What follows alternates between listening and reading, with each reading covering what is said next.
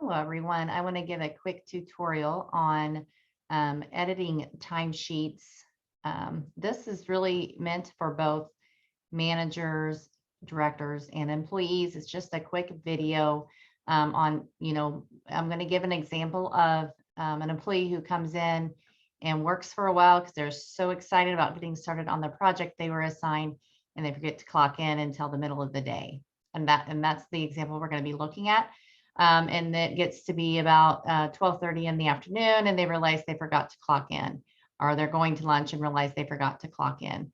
So when the employee remembers they forgot to clock in, we want them to go ahead and log in and clock in. So I'm going to go ahead and log in as one of my test employees. So it's going to take me just 1 second, and it is pulling it up. So once they remember, we want them to go ahead and we want to have them hit clock in. And you hit OK, and you know that, like, right now it's 12:50 p.m., but you actually got to work today at 8 o'clock. So what you're going to do is you will, or maybe you got here at 8:30. You're going to click on my timesheet, and once you click on my timesheet, you're going to come up here and hit change request. Now on this timesheet, I have worked with it a little bit. I was trying to test a few workflows. So I did go ahead and submit a change earlier on this employee, same type of example, and it went through the workflow, and the manager and director hit approved. And this box here did say like 12:34. And after it went through the workflow and the employee, or the manager and the director, approved it, it changed the time here on the employee's timesheet to 8 o'clock a.m. But I wanted to go through this process and show you how the employee will go ahead and change it. So I just clocked in, it's 12:50. I need to change that time, and that's why I'm changing it to 8:30, because I want to have a different time than that.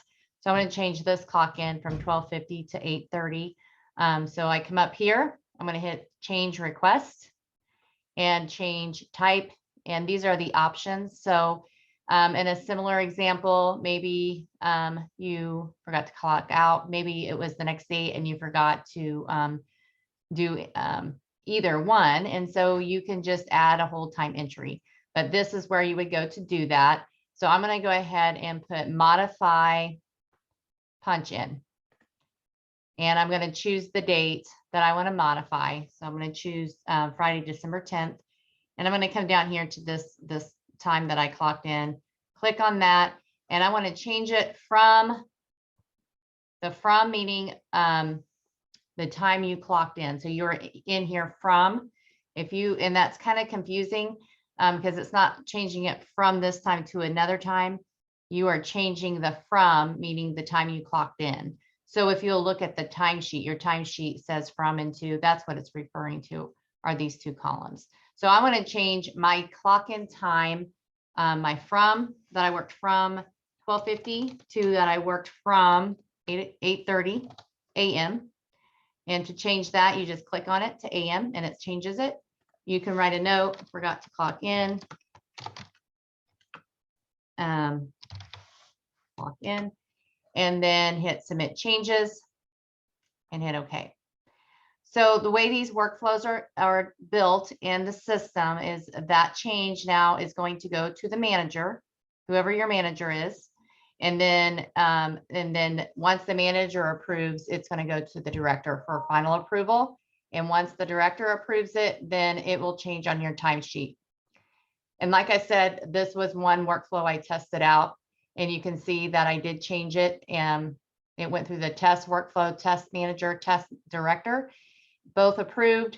And after the director approved, it changed this to 8 o'clock, and this E just indicates that this was an edited time. So when you review time clocks, you can see what that means. If you're an employee who maybe your direct manager is a director level, then it's just going to go from you to the director, and it's not going to have that other person in between. But if you have a manager and your manager then reports to a director, then it will have that two-step process that it's going to work through. I do want to just say that we really need people to use this system for changes. PTO requests, we want you to request it through UKG. The benefit of having this type of system is to reduce manual entries, reduce a lot of time spent doing busy work. And by doing this, it will hopefully free up some of that time for managers and also reduce the likelihood of something getting missed on your timesheets so we can make sure everybody's getting paid accurately. So that's why I feel like this is a very good video for everybody to watch. A quick video on how to make any changes. If anybody has any questions, let us know. And there, as we come up with more ideas on doing tutorials, we will share those as well as we go through this transition. Again, I want to thank everybody for their patience and their cooperation as we work through this process. Thank you and have a good day.